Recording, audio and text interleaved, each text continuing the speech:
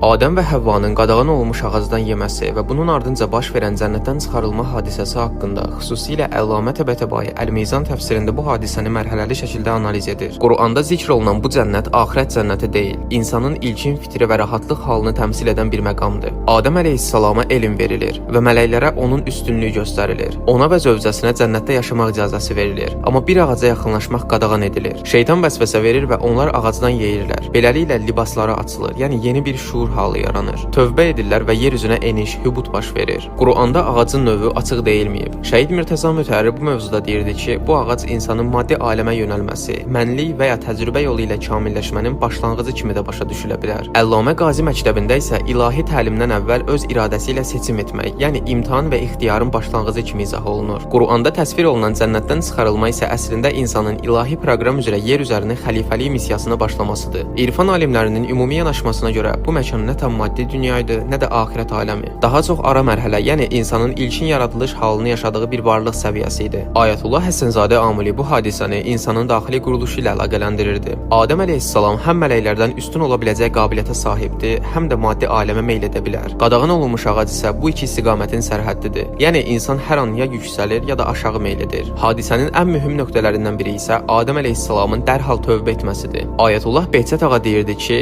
insanın dəyəri səhvdən sonra dərhal Allaha qayıtmasındadır. Bu da onu göstərir ki, qapı bağlanmayıb, əksinə həmişə açıqdır. Ümumiyyətlə peyğəmbərlər ismət sahibidir və böyük günah etməzlər. Əllamə Təbətəbai qeyd edirdi ki, Adəm əleyhissalamın etdiyi əməl şəri günah deyil. Bu daha çox daha üstün olanı tərk etmək kimi izah olunur. Yəni qadağa mütləq haram hökmü kimi yox, daha yüksək bir mərtəbənin qorunması üçün verilmiş bir istiqamət idi. Şəhid Mürtəza Mütəhərrir yazırdı ki, peyğəmbərlərin belə xətaları insan üçün tərbiyəvi modeldir, günah nümunəsi deyil. Əllamə Təbətəbai izah edirdi ki, bu çıxarılma cəza yox nəticədir. Yəni varlıq mərhələsindən digərinə keçiddir və Quranda enin əmri sadəcə məkan dəyişməsi olaraq yox, ontoloji, yəni varlıq səviyyəsi dəyişikliyidir. Əllamə Qazi məktəbinin yanaşmasına görə insan yer üzünə təsadüfən yox, planlı şəkildə göndərilib. Yəni Allah insanı dünyaya göndərmək istəyirdi. Bu hadisə isə bu keçidin təbii səbəbi kimi təzahür etdi. Əllamə Təbətəbai və Ayətullah Həsənzadə Amili insanın kamilliyi haqqında ortaq bir prinsip qoyur. Hazır kamillik dəyər daşımır. Qazanılmış kamillik isə həqiqi kamillikdir. Yəni əgər insan əvvəldən kamil olsaydı, nə seçim olardı, nə inkişaf, nə də mənəvi yüksəliş. Quran buyurur, onlar üçün orada nə istəsələr var və bizim yanımızda daha artığı da vardır. Əllamə Təbətəbai bu ayənin şərhində qeyd edirdi ki, insanın istəkləri axirətdə tam və kamil şəkildə qarşılanır. Amma ayədə qeyd olunan daha artığı maddi ləzzətlərdən üstün ruhani və idraki ləzzətlərdir. Deməli, axirət hissiz bir boşluq sayılmır. Əksinə insanın bütün hisslərinin kamilləşmiş formasıdır. Digər ayədə buyurur, onlar orada əbədi qalacaqlar və nə bir yorğunluq görəcəklər, nə də oradan çıxarlar.